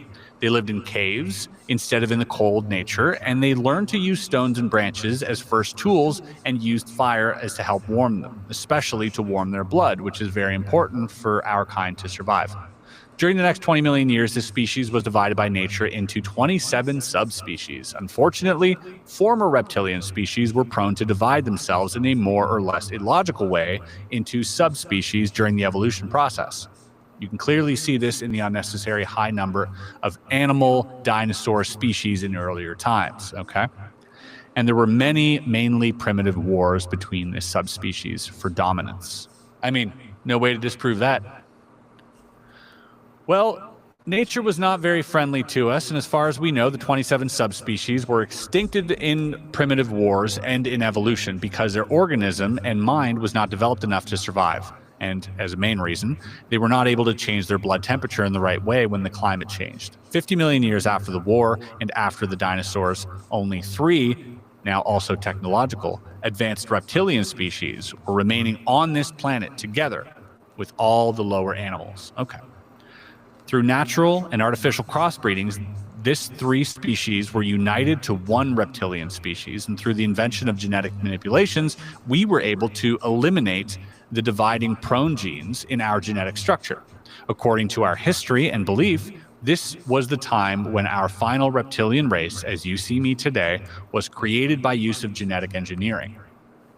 They're talking about literally the super race of reptilians. What? This was around 10 million years ago, and our evolution nearly stopped at that point. Well, actually, there were some minor changes in our look toward a more humanoid and mammal-like appearance during this coming ages, but we have not divided again into subspecies. You see, we are a very old race in comparison to your kind, which was jumping around as small monkey-like animals in the trees at this time while we invented technology, colonized other planets of the system, built large cities on this planet, which disappeared without a trace in the ages, and engineered our own genes while your genes were still those of animals. Again, the condescension is palpable here. You can cut it with a knife. 10 million years ago, the small simians started to grow, and they came down from the trees to the ground. Again, because of the change of the climate, especially on the so-called African continent. But they evolved very slow, as it is normal for a mammal. And if nothing extraordinary had happened to your kind, we wouldn't be able to sit here and talk, because I would sit in front of my comfortable modern house and you would sit in your cave clothed with fur trying to discover the secrets of fire. Or you'd maybe sit in one of our zoos. Wow. But the things had developed differently, and you believe you are the crown of creation. And you could sit in your modern house, and we must hide and live beneath the earth and in remote areas. Around 1.5 million years ago, another alien species arrived on Earth. It was surprisingly the first species since over 60 million years. This would be more surprising for you if you would not know how many different species are here today. The interest of this humanoid species, you call them Elohim today. Elohim? Is it Elohim? Is that like the Anunnaki type deal? So it's a Hebrew word that's like a divine being. Okay, so like an angel or a divine being. I see. You call them What Elohim word? today. Was not the raw material, and the copper, Elohim. it were to our Okay. astonishment the unadvanced ape humanoids. Wow. So the interest wasn't the copper, it was us. Okay. Despite of our presence on this planet, of them in the future as some kind of slave race in coming wars. The fate of your species was not really important for us, but we didn't like the presence of the Elohim on our planet, and they didn't like our presence on their new galactic zoo planet. And so your 6th and 7th creation was the reason for a war between us and them. You can read about that war, for example, partly in the book you call the Bible. In a very strange way of description, the real truth is a very long and difficult story. Should I continue? Yes, but not today. That'll be it for the read-through today. Now, 15 pages we've covered, which means this will probably be a 4-part series in total, maybe 5, maybe 3. I think But I'm I going to go definitely need through to know this if you series guys want to see more of this. Do with you want me you to keep guys. reading through it? I will Like- happily read through it if this video reaches its intended audience. And I hope it does, because this stuff just really gets my... Now, I want to give a big shout out to this guy here. Let me see. His channel's name is Area 52. Make sure you subscribe to his channel. I joined, subscribed. See, personalized. Why does it always do this personalized shit? Personalized means they'll give me notifications when they feel like it. No, I want all of the notifications. I'm going to hit the thumbs up because it was a fucking awesome video. I'm definitely going to share it for this guy because we just watched his entire video here on my channel. which I appreciate that, sir. I know you didn't give me permission to, but I wanted to react to this because of the close comparison to my own story. So, here we go. We're going to share this cool story. Check it out.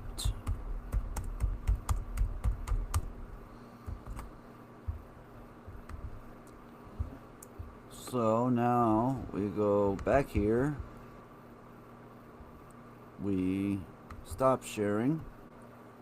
Correct? So, the description of the being, almost exact. The drawing of the being, pretty close. Like I said earlier, I'd be happy to take any lie detector test or anything of that kind of. I'll swear any oath. I'm telling the truth.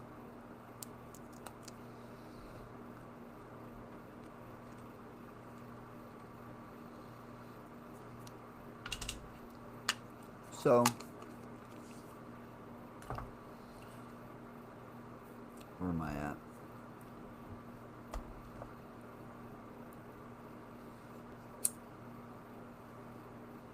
Let's see here.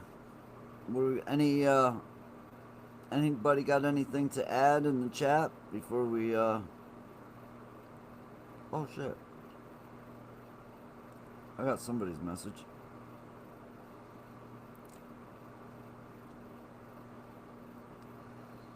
Alright.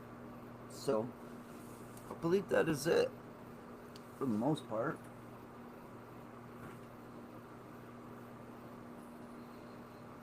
Might be open for a spirit box session.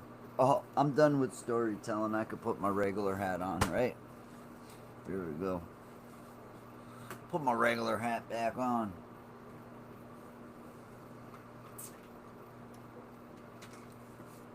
That's my storytelling hat. If I've got this hat on, I'm telling a story. So, yeah, I think that's a wrap for this live stream. I'm looking around my desk, cleaning up like that's gonna do something. Where the fuck is my phone? So before we go, I just want to say thank you to everybody for being here. Yes, you did. I got your message. So, thank you everybody for being here. Hope you have a great day. Much love. God bless, all that stuff. And we'll get with you guys soon. Rock. Peace. I look a lot like Tony Hawk. I've actually had people say that before, which is strange, I guess. Diane, I don't have to be done. You know what? I'll hang out just for you. How about that? We're gonna have me and Diane G time. Sorry, guys. Actually, Diane, I'm gonna have a coffee and I'll hang out with you for a little bit. How about that? How about we're not ending this live stream? So, all the people that left, you guys are suckers! They're like, wait, we were watching your damn live stream to help you. Like,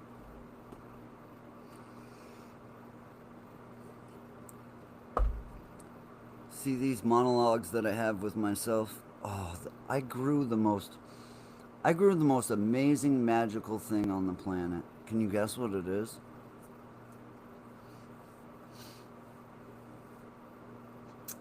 ZK says, my Gram's name is Diane. Diane G says, I'll get coffee. I'll get myself some coffee too. Why not? I got time to shoot the shit for a minute. Let me grab something too. I need something to roll. And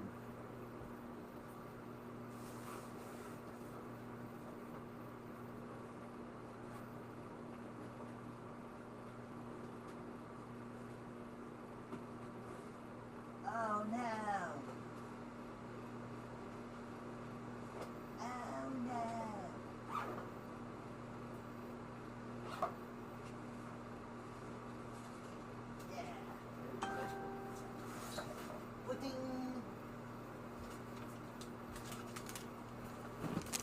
I'm back.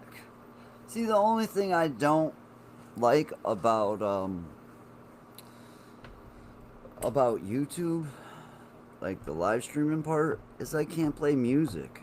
Like, if I could sit here and play music, then that'd be pretty cool. Maybe I'll just have to start making my own music again. That might be a thing.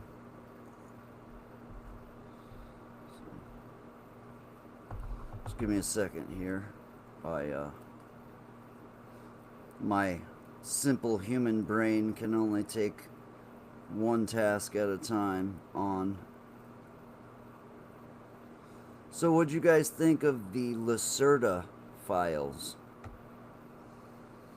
Now, the man that was doing the original interview, he was a man that was in a cabin in the middle of the woods.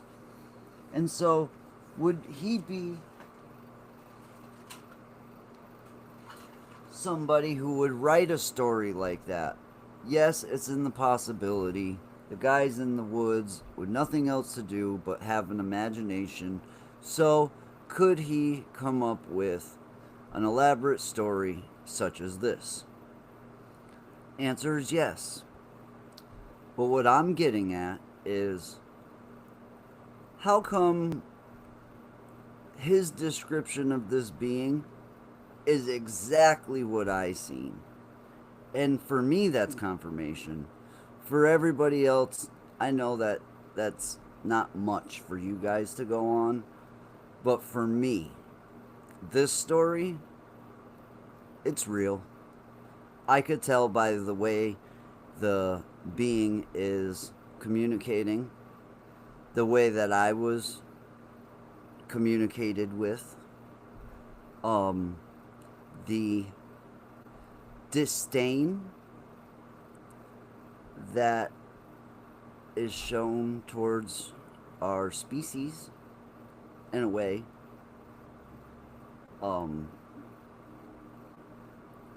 Wait, racism will take on a whole new term when we got new races to actually be racist against.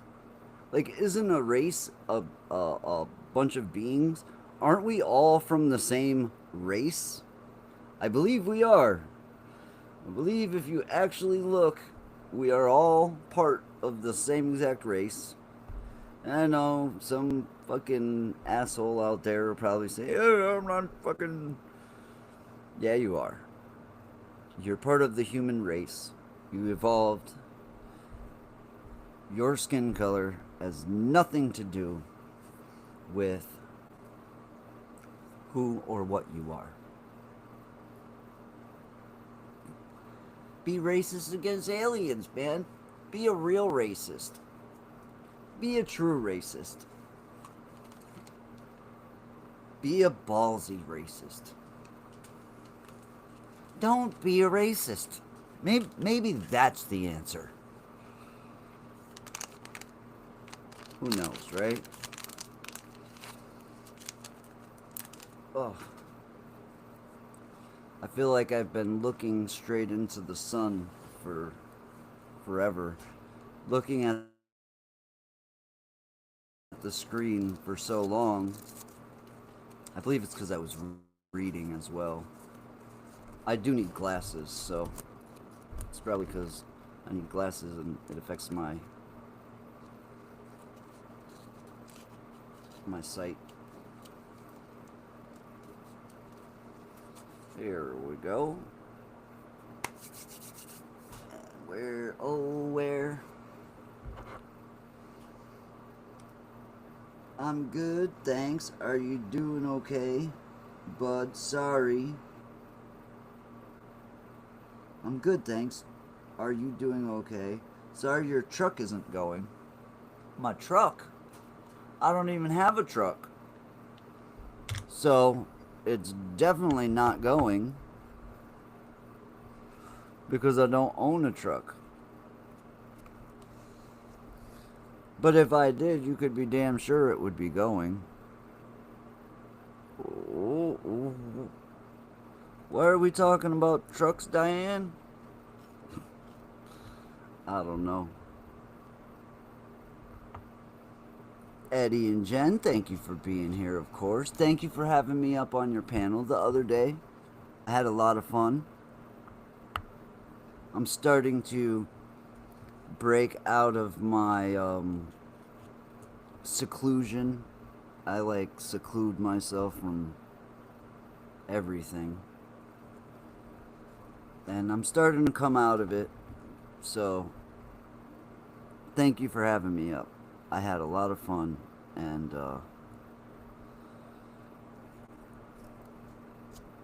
it was cool. It made me, it really made me think about Ghost Mafia. If you guys don't know, a real awesome friend to the channel passed away last year, Ghost Mafia. And Eddie and Jen had done a memorial live stream, and a bunch of friends and Ghost's wife were there, and it's pretty cool. It's pretty cool, and I'm sorry if you're just finding out now here. I had some people calling me the other day and saying I had no clue that he passed, but he did.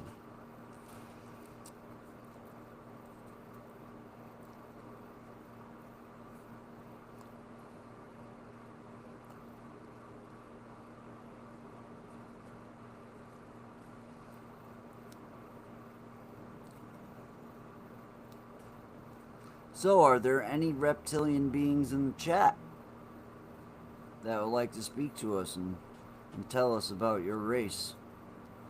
And will we ever get to publicly know you guys or be seen in public together or work together? Will we share this planet? Are you gonna just erase us from the planet? Because I bet you could if you wanted to. Let's see here.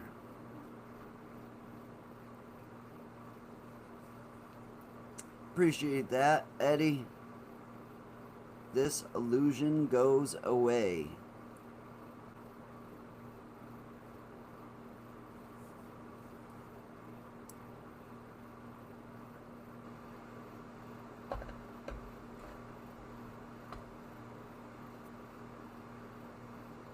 You looked at an eclipse. It was bad, don't do that. What happened when you looked at the eclipse? My uncle was born with a full set of teeth, and I was born with 8 extra. Is that something that happens with reptilians? Are you guys born with teeth?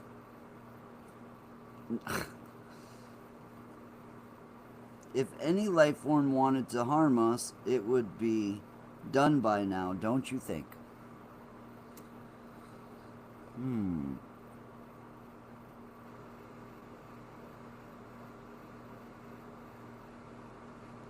Well, I don't know. Yeah, we would have been gone a long time ago. Especially if it's true that they're Draco, whatever. Then if you really go into it and think about them kind of being gatekeepers, that makes sense.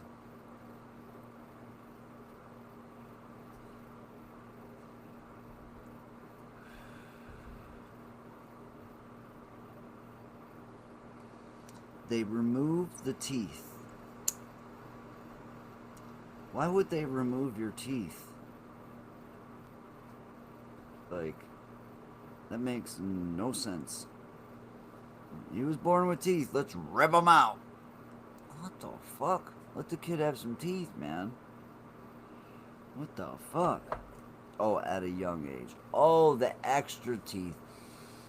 I have extra teeth as well. And they're not vestigial teeth. I have an extra tooth.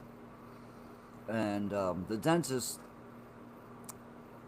what's fucked up is insurance doesn't pay for extra teeth.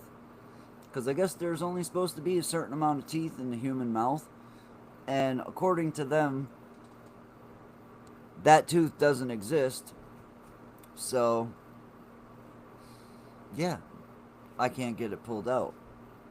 This is fucked up, man. Pull the fucking tooth.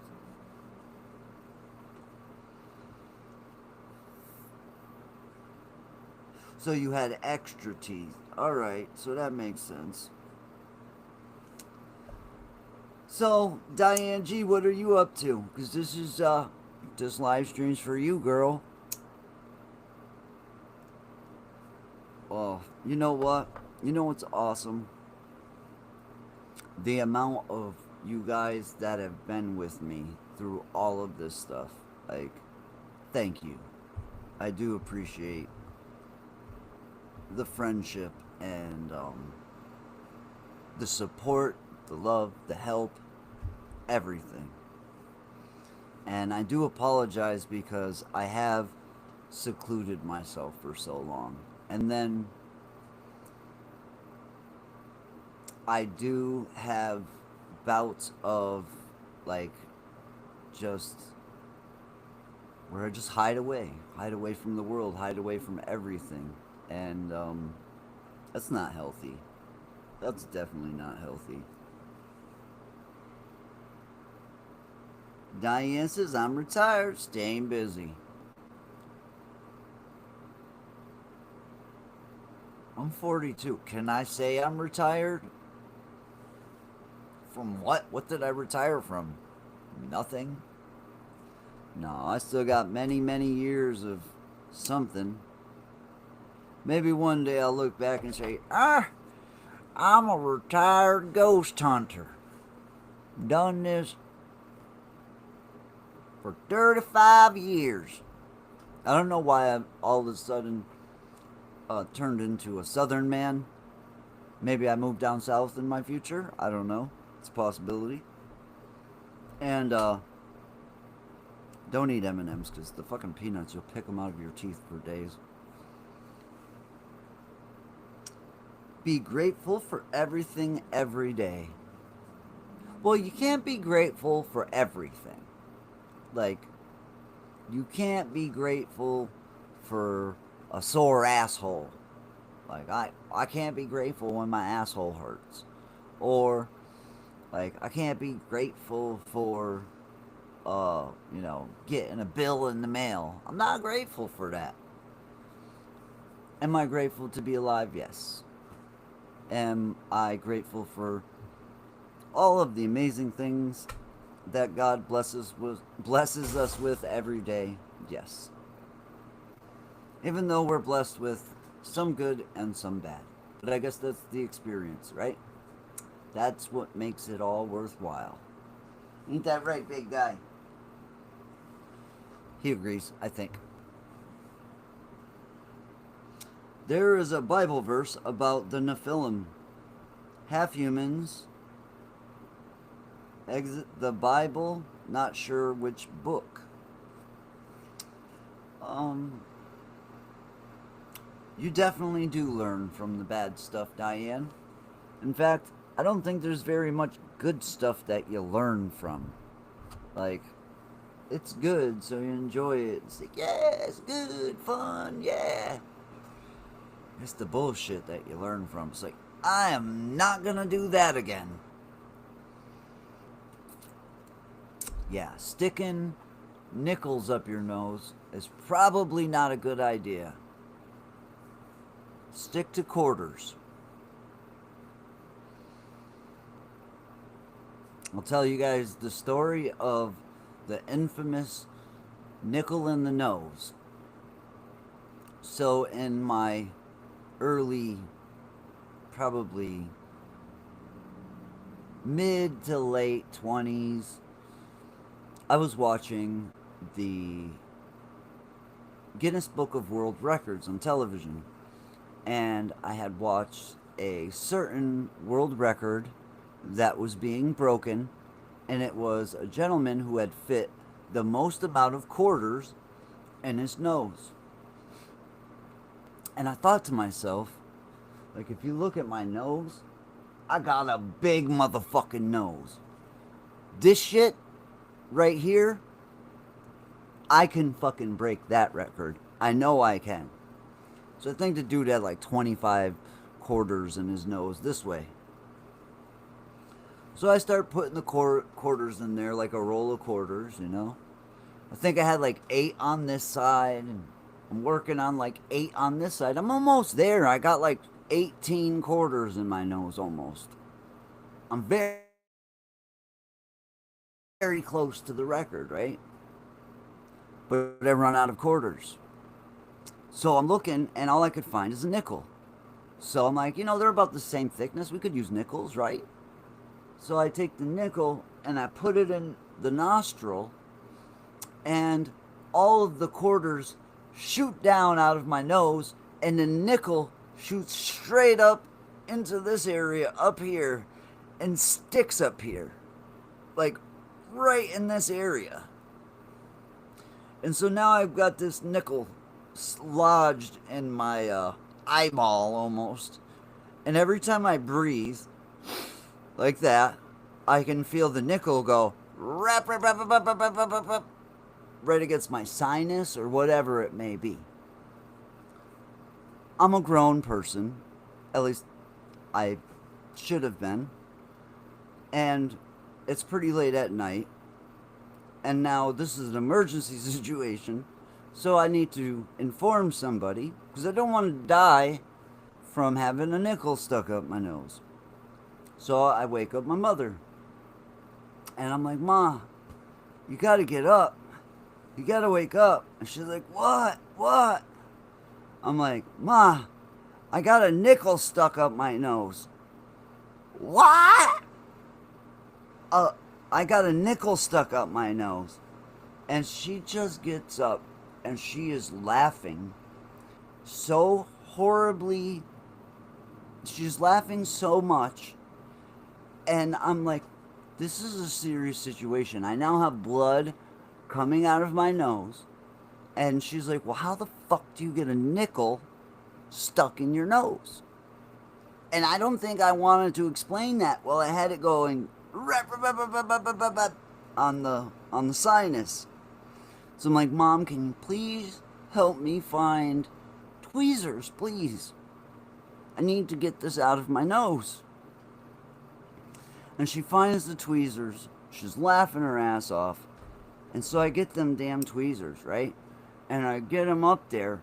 And if you ever seen the movie Total Recall with Arnold Schwarzenegger, and he pulls out that big red thing out of his nose, and he's like, oh, and it's like this big red thing comes out of his nose.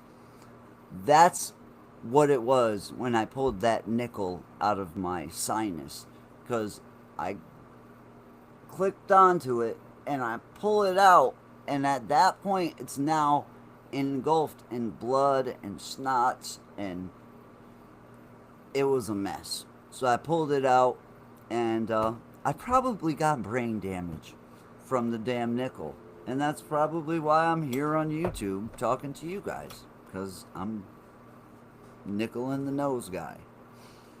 It happens.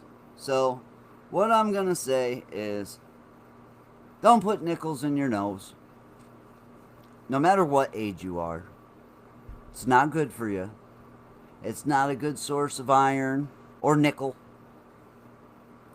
Nickel pun. Yeah, don't put nickels in your nose, man. But I'm always one to try to beat a Guinness World Record. So who knows?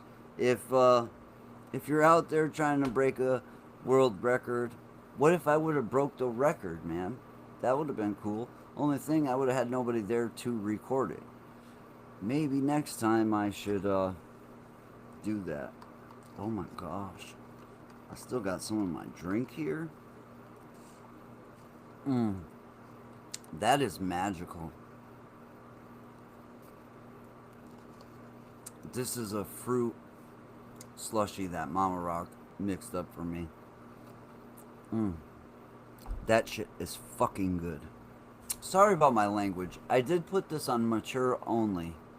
So, if you're like, man, this guy's got such a potty mouth, I did put this on mature only because I did expect to have a potty mouth today. So, pardon me. So, maybe we'll go through the rest of this tomorrow.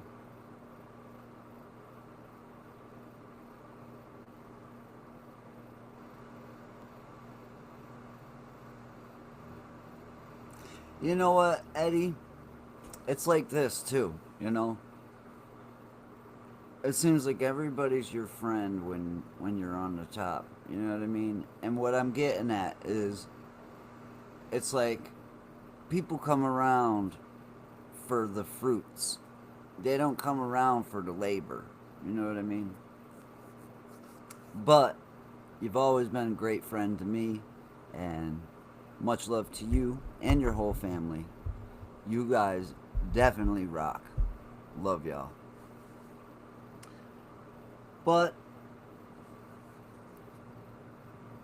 I think that's it for me. I think I've talked my hair into a weird shape here.